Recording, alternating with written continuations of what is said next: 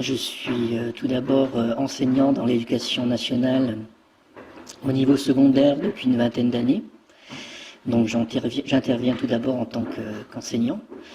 Je suis également père de 4 enfants.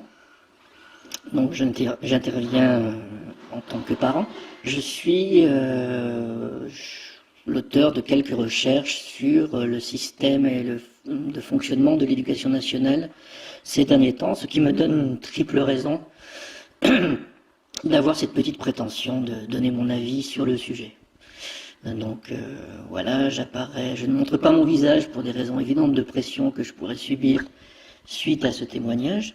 Alors aujourd'hui, l'éducation nationale n'est plus le rempart moral, social, structurel, comme elle pouvait l'être avant. L'éducation nationale est devenue perméable à des influences néfastes de tous ordres, hein. Et notamment, elle est devenue perméable à la pression de certains lobbies, qu'ils soient communautaires, qu'ils soient commerciaux, économiques ou commerciaux, qu'ils soient idéologiques. Donc il n'est pas du tout étonnant que l'application de la théorie du genre soit envisagée aujourd'hui à l'école, puisque aujourd'hui l'école ne protège plus, n'est plus protectrice. Elle expose les enfants, les parents, les professeurs aussi, à des directives qui viennent de beaucoup plus haut. On sait très bien que le monde libéral, je dis libéral dans le sens le plus vil du terme, a détruit petit à petit tout ce qui était un peu transcendant ou qui avait une valeur morale loin des intérêts terre à terre du monde libéral. La foi, par exemple, a été très mise à mal, l'attachement à son pays, la religion en général, aujourd'hui la famille, les enfants. Donc tout ce qui est plus ou moins sacré, entre guillemets, est régulièrement mis à l'épreuve pour laisser libre cours aux instincts les plus vils du libéralisme moderne.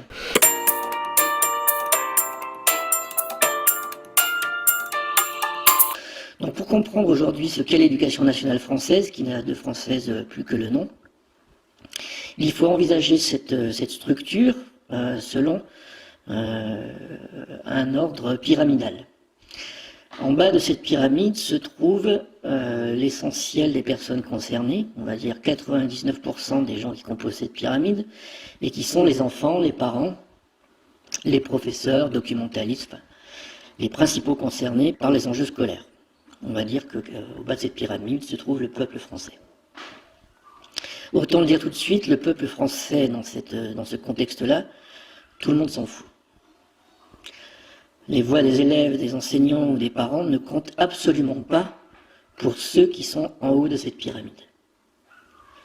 Et quand je dis que tout le monde s'en fout, je le dis sans retenue et sans équivoque, puisqu'il suffit de regarder des textes très explicites qui ont été publiés à ce sujet. Donc les gens qui œuvrent dans ce sens-là, dans la destruction de l'école, ne se cachent plus aujourd'hui. Ils le disent dans des textes qui sont très durs à lire pour pas que les gens les lisent, mais ils le disent quand même. Il suffit de savoir déchiffrer un peu pour savoir que le projet, sans être complotiste, est vraiment la destruction, on va dire, de l'outil qu'on appelle aujourd'hui l'école ou l'enseignement à l'éducation nationale. Au-dessus de cette masse de gens qui n'est absolument pas prise en compte, il y a un personnel de l'éducation nationale qui est là pour appliquer, surveiller, défendre, les recteurs, les inspecteurs d'académie, les principaux adjoints. Voilà, ce sont des gens qui appliquent des mesures qui leur viennent d'en haut. Parmi ces gens, il y a des gens très compétents, comme parmi les professeurs. Il y a aussi des gens très incompétents ou feignants, comme parmi les professeurs. Mais comme je dis, il y en a qui tiennent vraiment la route. Donc ceux-là ont une tâche d'application. Au-dessus de ce personnel éducatif, la structure éducative, se trouve le ministre de l'Éducation nationale, qui aujourd'hui est une marionnette, on va dire, qui s'agite beaucoup, mais qui n'a plus la main mise sur beaucoup de choses. Il s'occupe des affaires courantes, on va dire, mais ne prend plus aucune décision. et il nourrit son vide de profession, son vide professionnel par des mesures comme celle de l'application de la théorie du genre à l'école pour exister d'une certaine façon. Un peu comme le gouvernement socialiste a abandonné la question de l'économie et du social parce qu'il n'est pas capable de le faire, il l'a remplacé par des éléments sociétaux comme le mariage gay, l'adoption, etc., l'antiracisme, enfin que des choses qui lui permettent de combler son incapacité à régler les problèmes économiques et sociaux. Donc là, pour l'éducation, c'est un peu pareil. La marionnette qu'est le ministre de l'Éducation comble son vide par des décisions sociétales qui le font exister un peu. Alors au-dessus de ce ministre de l'Éducation nationale, il y a évidemment le président de la République qui lui ne parle jamais d'éducation, c'est assez étrange, ou alors pendant les périodes électorales, mais c'est très très rare, donc lui ne s'occupe pas de ça, apparemment c'est pas un sujet qui le passionne beaucoup, même si ses électeurs, même si les professeurs constituent un fonds électoral non négligeable pour lui. Enfin, il n'y a pas que ce président, hein, tous les autres présidents faisaient pareil avant. Et alors, ce qui est plus intéressant, c'est ce qui se passe en haut de cette pyramide. Alors, aujourd'hui, l'enseignement européen est chapeauté par une commission, par une commissaire de l'éducation, qui est inconnue de tout le monde, et qui n'est pas élue, donc elle n'a pas été désignée démocratiquement. Son rôle est de chapeauter donc les éducations européennes, elle convoque les ministres, elle les surveille pour voir s'ils respectent bien les consignes, elle les punit, elle les dispute, un peu comme les enfants. Enfin bref, elle veille à ce que les directives européennes soient bien appliquées dans tous les pays membres. Ce qui, entre parenthèses, est illégal, même selon les textes européens, puisque selon le TUFE, il y a 3 compétences européennes, les compétences exclusives, les compétences mixtes et les compétences d'appui. L'éducation fait partie des compétences d'appui, c'est-à-dire que normalement l'Union européenne n'est là que pour conseiller les ministres. Or, le rôle de cette commissaire va bien plus au-delà, puisque comme je vous le disais, elle les surveille, les punit, gratifie ceux qui suivent bien, ceux qui font du zèle. Voilà, elle n'hésite pas à réprimander publiquement ceux qui traînent un peu la patte, voire même à suggérer des coupes dans les subventions pour les États qui n'obéissent pas bien. Donc déjà, c'est illégal, mais ils le font quand même. De toute façon, on a bien compris qu'on n'était pas dans un système démocratique et légal. Donc voilà, la commissaire actuelle, alors elle change très souvent, de toute façon personne ne les connaît, donc peu importe. La commissaire actuelle s'appelle Wassilou, je crois. C'est une chypriote, c'est la femme du président de la Banque de Chypre. Elle a été formée donc en Angleterre aux techniques juridiques et commerciales. Elle a travaillé pour une banque qui s'appelle la Chartered Company, qui a pour activité, on va dire, sans détourner les mots, de profiter des richesses africaines et asiatiques pour le plus grand profit, on va dire, de l'élite anglo-saxonne, financière anglo-saxonne. Donc voilà, elle a ce parcours-là, donc elle n'y connaît absolument rien en éducation, elle a une formation de juriste et une formation commerciale, elle a travaillé dans le système bancaire, et elle se retrouve à la tête d'une commission qui gère les éducations nationales européennes. Donc déjà, là, il y a un problème. Cette pyramide n'est pas finie, puisque tout en haut de cette pyramide se trouve un groupe de pression, des groupes de pression qui sont connus ou moins connus, et qui, comme le nom l'indique, font pression sur cette commissaire pour appliquer des directives selon leurs besoins. Alors l'un des plus connus, c'est l'OCDE. Voilà, c'est un groupe de pression qui considère, par exemple, que pour faire tourner l'économie d'un pays, on n'a besoin que de 7% de la population, et que les autres ne constitueront, selon ces mots, ne constitueront jamais une main-d'œuvre rentable, et donc voilà, que finalement c'est pas trop la peine de s'en occuper, d'essayer de les amener à l'épanouissement intellectuel, culturel et à l'affirmation de soi, mais plutôt de les maintenir dans un système d'assistanat où ils ne seront pas dangereux, où où on leur apprendra plus ou moins à devenir une main-d'œuvre nomade, manipulable et apatride. Donc tout ça, ce sont des textes qui sont sur Internet, hein. Il suffit de lire les rapports de l'OCDE. C'est dit noir sur blanc. Autre groupe de pression, on peut aussi mentionner la table ronde européenne, qui là est très impliquée dans ces affaires-là.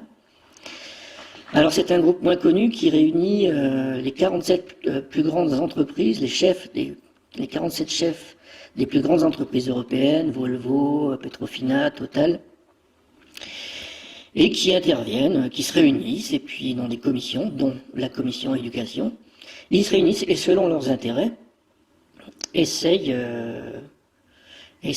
d'obliger la commissaire à suivre certaines directives.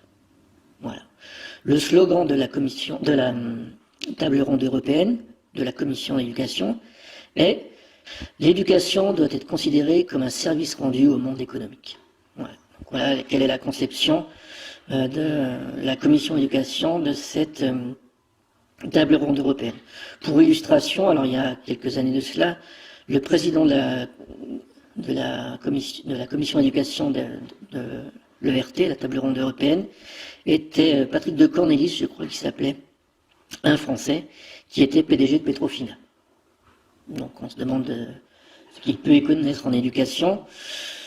Donc voilà, donc la séquence en sens inverse, c'est groupe de pression, commissaire à l'éducation européenne, président de la République, ministre de l'éducation, personnel éducatif, et tout en bas, donc l'ensemble des parents, des enfants, des professeurs, dont on se fout complètement dans un système comme ça.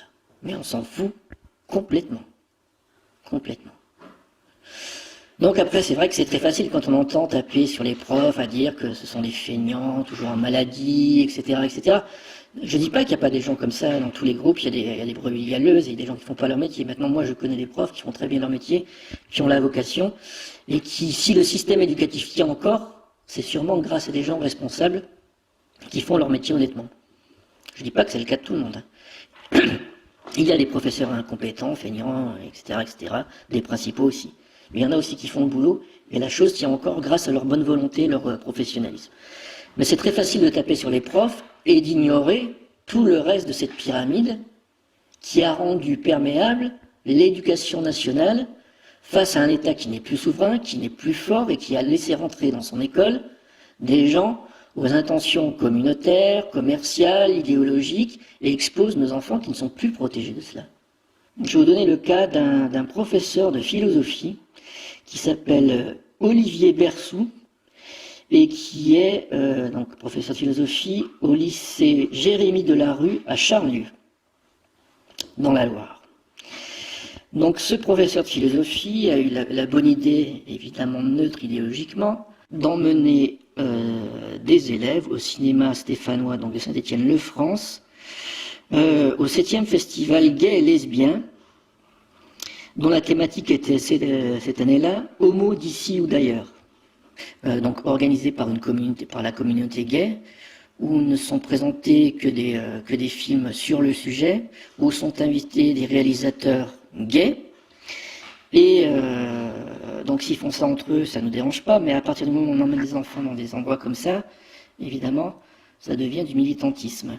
D'autant plus qu'après cette séance de cinéma, il a organisé des séances de travail dans son lycée, en compagnie de 2 professionnels du cinéma, qui s'appellent Christophe Honoré et Gaël Moret, qui sont également gays, et qui sont auteurs du film Le Clan, où on voit donc des hommes dans une ambiance de complicité physique, on va dire. Donc ils ont travaillé avec les élèves pendant plusieurs semaines.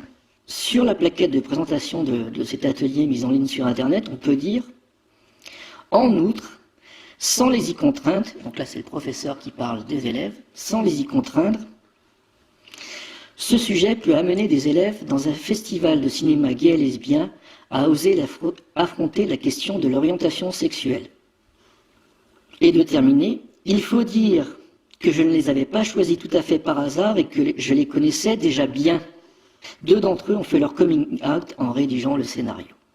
Tu sais, je suis catholique. Ouais. Et ben quand je pisse, c'est comme si je me confessais. Ah ouais? Ouais. Je me sens bien. Je me sens léger. Ah bah c'est cool. C'est comme si mon âme était libérée d'un grand poids. Ah ouais, je vois. La seule différence, c'est que quand je pisse, ben, je ne me vois pas réciter 30 fois le Je vous salue Marie. Il y a des ouvrages consacrés sur le système éducatif qui devraient être obligatoires à lire pour tous les professeurs et même pour les parents. J'invite tout le monde à lire L'enseignement de l'ignorance, par exemple, de Michéa, où tout est résumé en 100 pages. Vous verrez que l'éducation nationale, le système d'éducation nationale n'est aujourd'hui plus rien de solide en tout cas. Et Michéa le détaille très bien et analyse très bien pourquoi. Cette lettre a été envoyée par les infirmières scolaires de l'école Germaine Tillon, qui est située à Lyon, dans le 2e, récemment. Hein, c'est une lettre qui a été envoyée cette année. Les infirmières scolaires s'appellent Madame Duc et Madame Thomas. On les salue au passage. Je vais vous lire la lettre en entier, elle est très très courte. Donc c'est aux parents des élèves de la classe de CM2. Madame, Monsieur, cette année, la classe de votre enfant va participer à une action d'éducation à la sexualité intitulée « Pour une éducation à la vie » avec les animateurs du service de santé scolaire de la ville de Lyon en partenariat avec l'enseignant. Votre enfant apprend à vivre en société et à trouver sa place en tant que garçon ou fille. Le corps et ses différences entre garçons et filles. Ensuite, la puberté. Ensuite, les différents modes d'expression de la sexualité. Donc là, ça commence quand même à devenir un peu coquin. Ensuite, la grossesse et la naissance. Et enfin, les dimensions sociales de la sexualité, entre parenthèses, normes, valeurs et lois.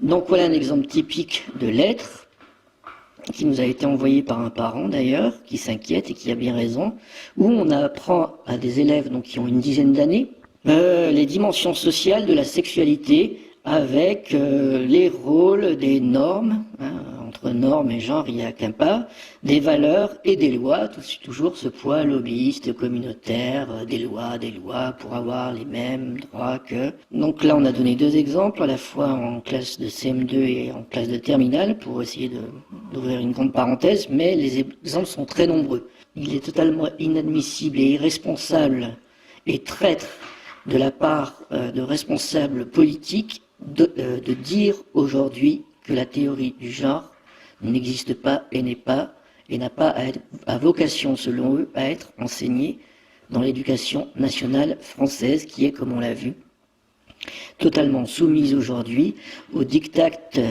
des lois de la Commission européenne et des lobbies qui font pression sur elle, nos présidents et ministres n'étant que les exécutants de ce diktat, qui sont là pour faire passer la pilule et servir de relais aux instincts lobbyistes les plus vils. De cette pyramide qui a rendu perméable l'éducation nationale face à un État qui n'est plus souverain, qui n'est plus fort et qui a laissé rentrer dans son école des gens aux intentions communautaires, commerciales, idéologiques et expose nos enfants qui ne sont plus protégés de cela. Je vais vous donner le cas d'un professeur de philosophie qui s'appelle Olivier Bersou et qui est donc professeur de philosophie au lycée Jérémie Delarue à Charlieu, dans la Loire.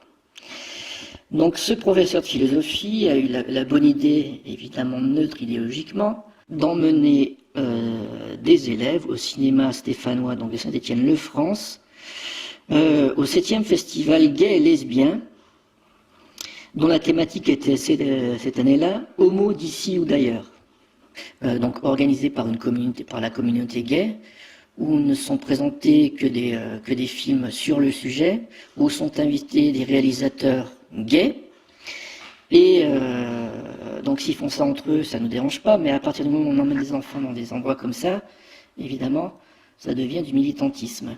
D'autant plus qu'après cette séance de cinéma, il a organisé des séances de travail dans son lycée, en compagnie de 2 professionnels du cinéma, qui s'appellent Christophe Honoré et Gaël Moret, qui sont également gays, et qui sont auteurs du film Le Clan, où on voit donc des hommes dans une ambiance de complicité physique, on va dire.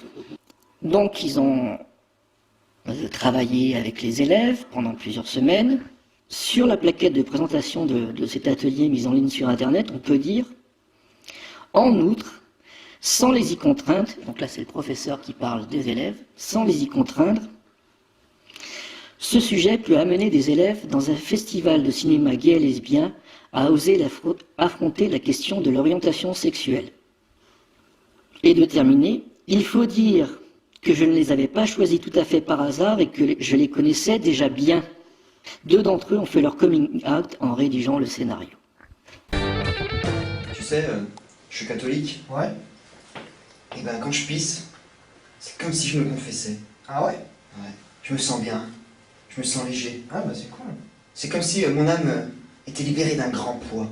Ah ouais, je vois. La seule différence, c'est que quand je pisse, ben, je ne me vois pas réciter 30 fois le Je vous salue Marie. Il y a des ouvrages consacrés sur le système éducatif qui devraient être obligatoires à lire pour tous les professeurs et même pour les parents. J'invite tout le monde à lire L'enseignement de l'ignorance, par exemple, de Michéa, où tout est résumé en 100 pages. Vous verrez que l'éducation nationale, le système d'éducation nationale n'est aujourd'hui plus rien de solide en tout cas. Et Michéa le détaille très bien et analyse très bien pourquoi. De l'éducation, qui est inconnue de tout le monde et qui n'est pas élue, donc elle n'a pas été désignée démocratiquement. Son rôle est de chapeauter donc les éducations européennes. Elle convoque les ministres, elle les surveille pour voir s'ils respectent bien les consignes, elle les punit, elle les dispute, un peu comme les enfants. Enfin bref, elle veille à ce que les directives européennes soient bien appliquées dans tous les pays membres. Ce qui, entre parenthèses, est illégal, même selon les textes européens, puisque selon le TUFE, il y a 3 compétences européennes, les compétences exclusives, les compétences mixtes et les compétences d'appui. L'éducation fait partie des compétences d'appui, c'est-à-dire que normalement l'Union européenne n'est là que pour conseiller les ministres. Or, le rôle de cette commissaire va bien plus au-delà, puisque, comme je vous le disais, elle les surveille, les punit, gratifie ceux qui suivent bien, ceux qui font du zèle. Voilà, elle n'hésite pas à réprimander publiquement ceux qui traînent un peu la patte, voire même à suggérer des coupes dans les subventions pour les États qui n'obéissent pas bien. Donc déjà, c'est illégal, mais ils le font quand même. De toute façon, on a bien compris qu'on n'était pas dans un système démocratique et légal. Donc voilà, la commissaire actuelle, alors elle change très souvent, de toute façon personne ne les connaît, donc peu importe. La commissaire actuelle s'appelle Wassilou, je crois. C'est une chypriote, c'est la femme du président de la Banque de Chypre. Elle a été formée donc en Angleterre aux techniques juridiques et commerciales. Elle a travaillé pour une banque qui s'appelle la Chartered Company, qui a pour activité, on va dire, sans détourner les mots, de profiter des richesses africaines et asiatiques pour le plus grand profit, on va dire, de l'élite anglo-saxonne, financière anglo-saxonne. Donc voilà, elle a ce parcours-là, donc elle n'y connaît absolument rien en éducation, elle a une formation de juriste et une formation commerciale, elle a travaillé dans le système bancaire, et elle se retrouve à la tête d'une commission qui gère les éducations nationales européennes. Donc déjà, là, il y a un problème. Cette pyramide n'est pas finie, puisque tout en haut de cette pyramide se trouve un groupe de pression, des groupes de pression qui sont connus ou moins connus, et qui, comme le nom l'indique, font pression sur cette commissaire pour appliquer des directives selon leurs besoins. Alors l'un des plus connus, c'est l'OCDE. Voilà, c'est un groupe de pression qui considère. Je suis tout d'abord enseignant dans l'éducation nationale au niveau secondaire depuis une vingtaine d'années. Donc j'interviens tout d'abord en tant qu'enseignant. Je suis également père de 4 enfants. Donc j'interviens en tant que parent. Je suis l'auteur de quelques recherches sur le système et de fonctionnement de l'éducation nationale ces derniers temps, ce qui me donne une triple raison d'avoir cette petite prétention de donner mon avis sur le sujet. Donc voilà, je ne montre pas mon visage pour des raisons évidentes de pression que je pourrais subir suite à ce témoignage. Alors aujourd'hui, l'éducation nationale n'est plus le rempart moral, social, structurel, comme elle pouvait l'être avant. L'éducation nationale est devenue perméable à des influences néfastes de tous ordres, hein. Et notamment, elle est devenue perméable à la pression de certains lobbies, qu'ils soient communautaires, qu'ils soient commerciaux, économiques ou commerciaux, qu'ils soient idéologiques. Donc il n'est pas du tout étonnant que l'application de la théorie du genre soit envisagée aujourd'hui à l'école, puisque aujourd'hui l'école ne protège plus, n'est plus protectrice. Elle expose les enfants, les parents, les professeurs aussi, à des directives qui viennent de beaucoup plus haut. On sait très bien que le monde libéral, je dis libéral dans le sens le plus vil du terme, a détruit petit à petit tout ce qui était un peu transcendant ou qui avait une valeur morale loin des intérêts terre-à-terre du monde libéral. La foi, par exemple, a été très mise à mal, l'attachement à son pays, la religion en général, aujourd'hui la famille, les enfants. Donc tout ce qui est plus ou moins sacré, entre guillemets, est régulièrement mis à l'épreuve pour laisser libre cours aux instincts les plus vils du libéralisme moderne.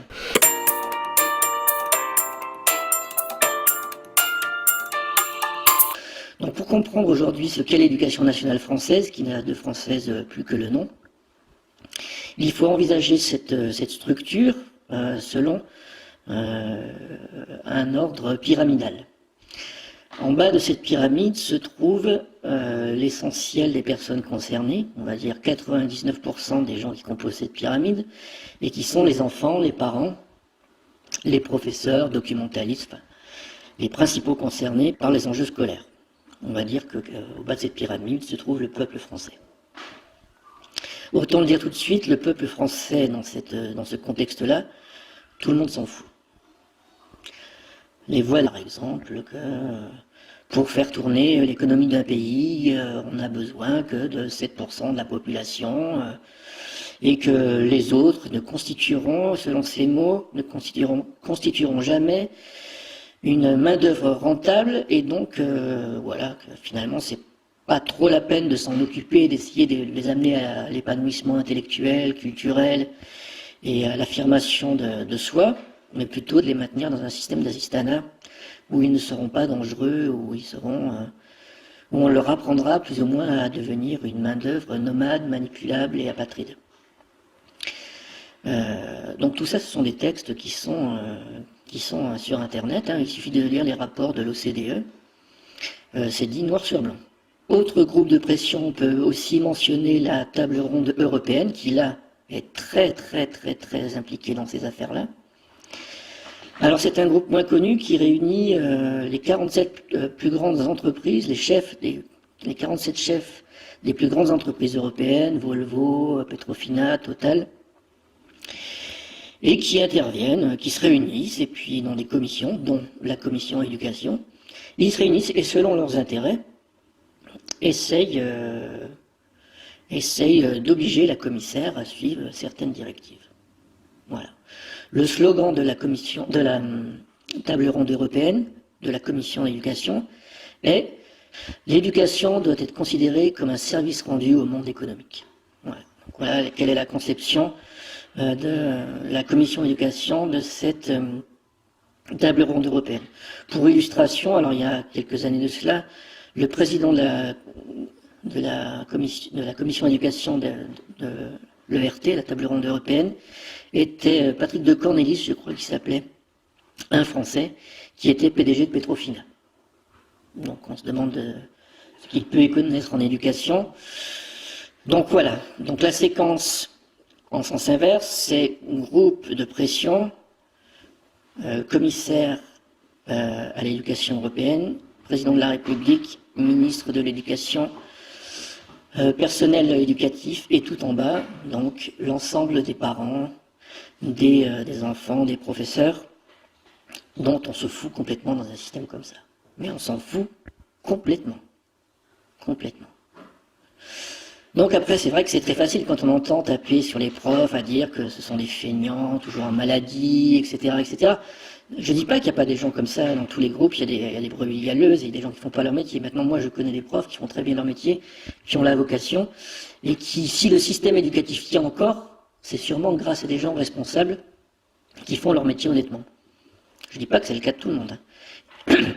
Il y a des professeurs incompétents, feignants, etc., etc., des principaux aussi. Mais il y en a aussi qui font le boulot, et la chose tient encore grâce à leur bonne volonté, leur professionnalisme. Mais c'est très facile de taper sur les profs et d'ignorer tout le reste des élèves, des enseignants ou des parents ne comptent absolument pas pour ceux qui sont en haut de cette pyramide. Et quand je dis que tout le monde s'en fout, je le dis sans retenue et sans équivoque, puisqu'il suffit de regarder des textes très explicites qui ont été publiés à ce sujet. Donc les gens qui œuvrent dans ce sens-là, dans la destruction de l'école, ne se cachent plus aujourd'hui. Ils le disent dans des textes qui sont très durs à lire pour pas que les gens les lisent, mais ils le disent quand même. Il suffit de savoir déchiffrer un peu pour savoir que le projet, sans être complotiste, est vraiment la destruction, on va dire, de l'outil qu'on appelle aujourd'hui l'école ou l'enseignement à l'éducation nationale. Au-dessus de cette masse de gens qui n'est absolument pas prise en compte, il y a un personnel de l'éducation nationale qui est là pour appliquer, surveiller, défendre les recteurs, les inspecteurs d'académie, les principaux adjoints. Voilà, ce sont des gens qui appliquent des mesures qui leur viennent d'en haut. Parmi ces gens, il y a des gens très compétents, comme parmi les professeurs. Il y a aussi des gens très incompétents ou feignants, comme parmi les professeurs. Mais comme je dis, il y en a qui tiennent vraiment la route. Donc ceux-là ont une tâche d'application. Au-dessus de ce personnel éducatif, la structure éducative, se trouve le ministre de l'Éducation nationale, qui aujourd'hui est une marionnette, on va dire, qui s'agite beaucoup, mais qui n'a plus la main mise sur beaucoup de choses. Il s'occupe des affaires courantes, on va dire, mais ne prend plus aucune décision. Et il nourrit son vide de profession, son vide professionnel par des mesures comme celle de l'application de la théorie du genre à l'école pour exister d'une certaine façon. Un peu comme le gouvernement socialiste a abandonné la question de l'économie et du social parce qu'il n'est pas capable de le faire, il l'a remplacé par des éléments sociétaux comme le mariage gay, l'adoption, etc., etc., l'antiracisme, enfin que des choses qui lui permettent de combler son incapacité à régler les problèmes économiques et sociaux. Donc là, pour l'éducation, c'est un peu pareil. La marionnette qu'est le ministre de l'Éducation comble son vide par des décisions sociétales qui le font exister un peu. Alors au-dessus de ce ministre de l'Éducation nationale, il y a évidemment le président de la République qui lui ne parle jamais d'éducation, c'est assez étrange, ou alors pendant les périodes électorales, mais c'est très très rare, donc lui ne s'occupe pas de ça, apparemment c'est pas un sujet qui le passionne beaucoup, même si ses électeurs, même si les professeurs constituent un fonds électoral non négligeable pour lui. Enfin, s'il n'y a pas que ce président, hein, tous les autres présidents faisaient pareil avant. Et alors, ce qui est plus intéressant, c'est ce qui se passe en haut de cette pyramide. Alors, aujourd'hui, l'enseignement européen est chapeauté par une commission, par une commissaire,